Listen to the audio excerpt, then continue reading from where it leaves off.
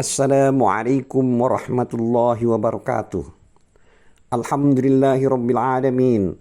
Wassalatu wassalamu ala asrafil mursalin Sayyidina Muhammad wa ala alihi wa sahbihi ajma'in. Amma ba'du. Baiklah, kali ini kita akan membahas ayat 89 dari surat Al-Maidah. Adapun terjemahan dari ayat 89 surat Al-Maidah adalah sebagai berikut. Artinya, Allah tidak menghukum kamu disebabkan sumpah-sumpahmu yang tidak disengaja untuk bersumpah. Tetapi Dia menghukum kamu disebabkan sumpah-sumpah yang kamu sengaja. Maka kafaratnya, denda pelanggaran sumpah maksudnya, ialah memberi makan 10 orang miskin, yaitu dari makanan yang biasa kamu berikan kepada keluargamu, atau memberi mereka pakaian, atau memerdekakan seorang hamba sahaya. Barang siapa tidak mau melakukannya, maka kafaratnya adalah berpuasalah 3 hari. Itulah kafarat sumpah-sumpahmu apabila kamu bersumpah. Dan jagalah sumpahmu. Demikianlah Allah menerangkan hukum-hukumnya kepadamu agar kamu bersyukur kepadanya. Surat Al-Maidah ayat 89. Terkait dengan ayat yang telah dibacakan tadi, maka juga telah disebutkan di dalam surat Al-Baqarah pembicaraan tentang sumpah tanpa sengaja. Seperti tidak, demi Allah, ya demi Allah. Ada yang mengatakan bahwa itu pada senda gurau. Ada lagi yang mengatakan bahwa itu pada kemaksiatan. Dan ada juga yang mengatakan berdasarkan prasangka kuat. Ini adalah pendapat Abu Hanifah dan Ahmad. Ada yang mengatakan bahwa itu adalah sumpah pada saat marah. Ada yang mengatakan sumpah pada saat lupa. Ada pula yang mengatakan bahwa itu adalah sumpah untuk meninggalkan makanan, minuman, pakaian, dan sebagainya. Mereka berdalil dengan firman Allah, yaitu pada ayat 87 surat Al-Maidah, di mana Allah telah berfirman yang artinya, wahai orang-orang yang beriman, janganlah kamu mengharamkan apa yang baik yang telah dihalalkan Allah kepadamu. Terkait dengan ayat-ayat ini yang benar, bahwa itu merupakan sumpah yang tidak disengaja. Dengan dalil firman Allah Ta'ala, yaitu pada ayat 89 surat Al-Maidah, yang artinya, tetapi Dia menghukum kamu disebabkan sumpah-sumpah yang kamu sengaja. Artinya, dengan apa yang kalian tekadkan padanya dari keimanan dan apa yang kalian niatkan, maka kafarat atau denda terhadap pelanggaran sumpah ialah memberi makan 10 orang miskin. Ini tercantum dalam ayat 89 yang telah dibacakan tadi, yakni orang-orang fakir dan miskin serta orang yang tidak mendapatkan apa-apa yang mencukupinya. Adapun firman Allah dalam kalimat, yaitu dari makanan yang biasa kamu berikan kepada keluargamu, ini adalah kalimat pada ayat 89 surat Al-Maidah yang telah kita bacakan tadi. Maka Ibnu Abbas, Sa'id bin Jubair, dan Ikrimah berkata, maksud dari makanan yang sama dengan kalian berikan kepada keluarga kalian. Ibnu Abi Hatim meriwayatkan hadis dari Ibnu Abbas yang berkata, seseorang memberikan makanan kepada sebagian keluarganya dengan makanan yang sedikit, dan sebagian lain memberikan makanan yang banyak.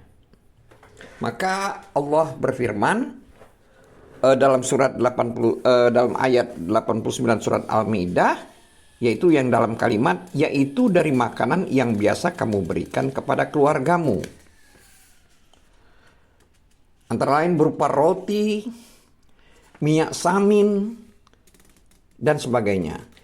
Ibnu Jarir memilih pendapat eh, bahwa yang dimaksud dengan firman Allah pada ayat 89 yaitu pada kalimat yaitu dari makanan yang biasa kamu berikan kepada keluargamu adalah tentang sedikit banyaknya makanan yang diberikan kepada fakir miskin.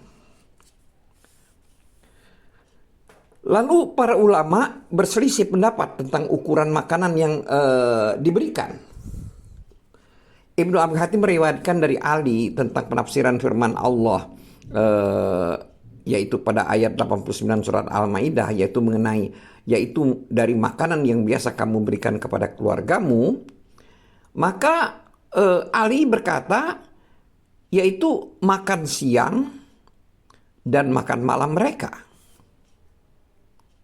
Sedangkan Al-Hasan dan Muhammad bin Sirin berkata, cukup baginya untuk memberikan makan kepada 10 orang miskin satu kali makan. Baik itu berupa roti dan daging. Al-Hasan menambahkan, jika tidak ada maka cukup roti atau minyak samin dan susu.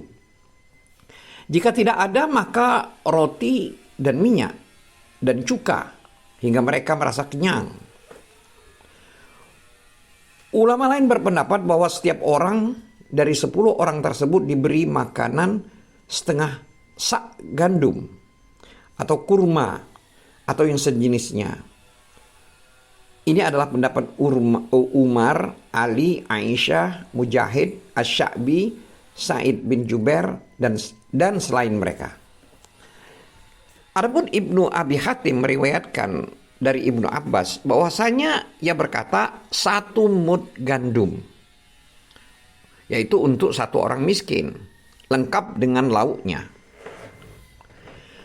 Kemudian ia berkata, telah diriwayatkan dari Ibnu Umar, Zaid bin Sabit, Sa'id bin Al-Musayyab, Mujahid dan selain mereka adalah seperti tersebut. Asy-Syafi'i berkata, kewajiban pada kafarat sumpah adalah 1 mud dengan ukuran mud Nabi SAW untuk setiap orang miskin dan tidak diharuskan untuk lauknya. Dia berargumen dengan perintah Nabi SAW untuk orang yang menggauli istrinya di siang hari bulan Ramadan, agar memberi makan kepada 60 orang miskin dengan takaran yang mencapai 15 syak pada setiap orang dari mereka, mendapatkan jatah 1 mud.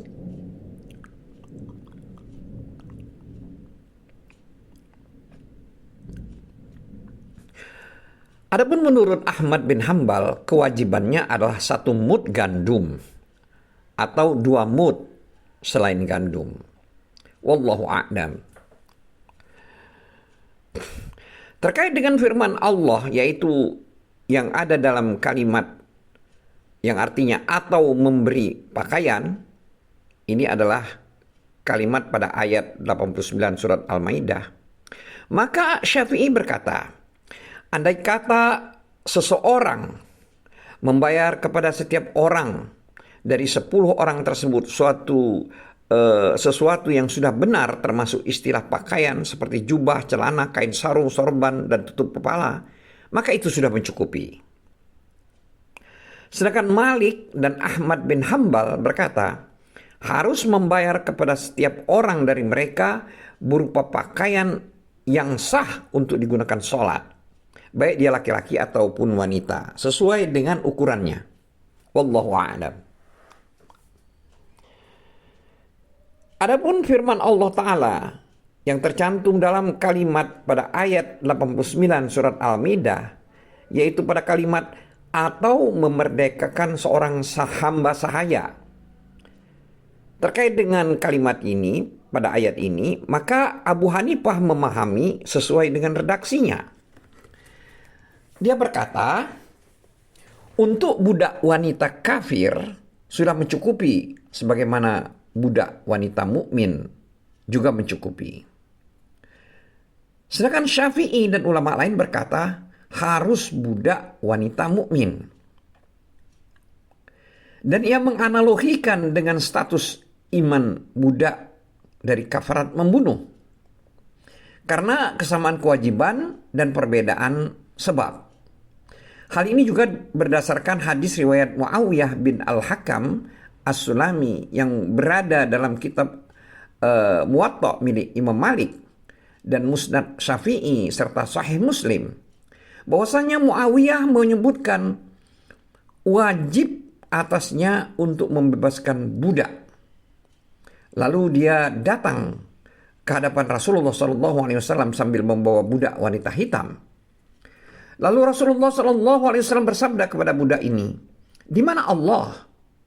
Ia menjawab, "Di langit." Beliau bersabda, "Siapa saya?" Dia menjawab, "Engkau adalah Rasulullah." Lalu beliau bersabda, "Bebaskan dia karena dia seorang wanita yang beriman." Hadis ini sebenarnya panjang redaksinya. Ini adalah 3 perkara dalam kafarat sumpah. Orang yang melanggar sumpah melakukan salah satu, maka sudah mencukupinya berdasarkan kesepakatan para ulama. Dimulai dari yang paling mudah, kemudian yang paling mudah berikutnya. Maka memberi makan lebih mudah dan lebih ringan daripada memberikan pakaian, seperti halnya juga memberikan pakaian lebih ringan daripada membebaskan budak. Sehingga bertahap naik dari yang paling rendah hingga yang paling tinggi. Jika seorang tidak mampu untuk melakukan salah satunya, maka membayar kafaratnya dengan berpuasa selama 3 hari. Sebagaimana firman Allah pada ayat 89 surat Al-Maidah, yaitu dalam kalimat, "Barang siapa tidak mampu melakukannya, maka kafaratnya berpuasalah 3 hari." Adapun Ibnu Jarir meriwayatkan dari Sa'id bin Jubair dan Al-Hasan Al-Basri, mereka berdua berkata, "Barang siapa yang ada padanya 3 dirham, maka dia harus memberikan makan. Jika tidak, maka berpuasa." Ibnu Jarir meriwayatkan dari sebagian ulama fikih di zamannya bahwasanya ia berkata, dibolehkan bagi orang yang tidak memiliki kelebihan harta untuk berpuasa, kecuali jika dia memiliki kecukupan dari harta yang biasa dibelanjakan untuk kebutuhan hidupnya sehari-hari. Termasuk yang utama adalah dapat membayar kafarat dari sumpahnya. Lalu Ibnu Jarir memilih pendapat bahwa orang yang tidak memiliki kelebihan makanannya dan makanan keluarganya pada hari itu yang dapat dia keluarkan untuk kafarat sumpahnya, maka dia dapat berpuasa.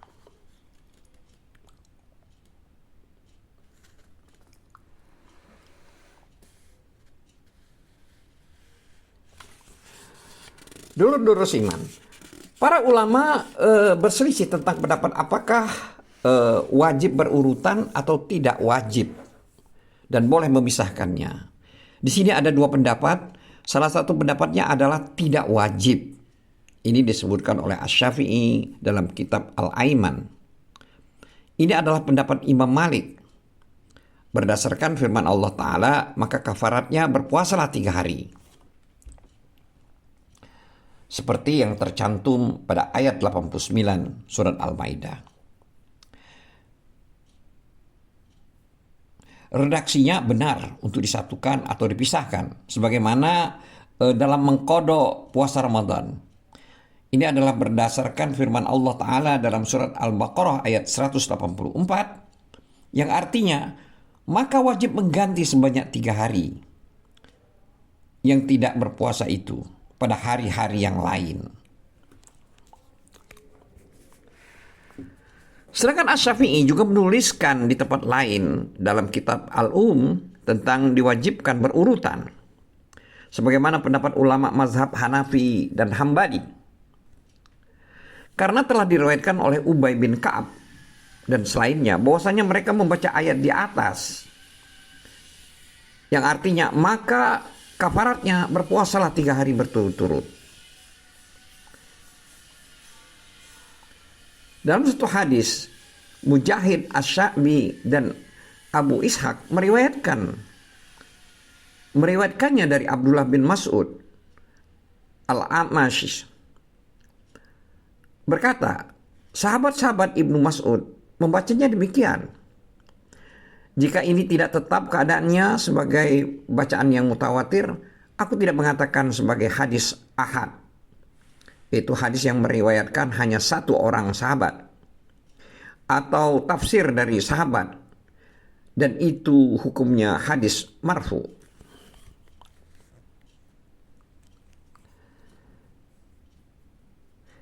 Adapun firman Allah Ta'ala dalam ayat 89, yaitu dalam surat Al-Maidah, yang artinya itulah kafarat sumpah-sumpahmu apabila kamu bersumpah, dan jagalah sumpahmu.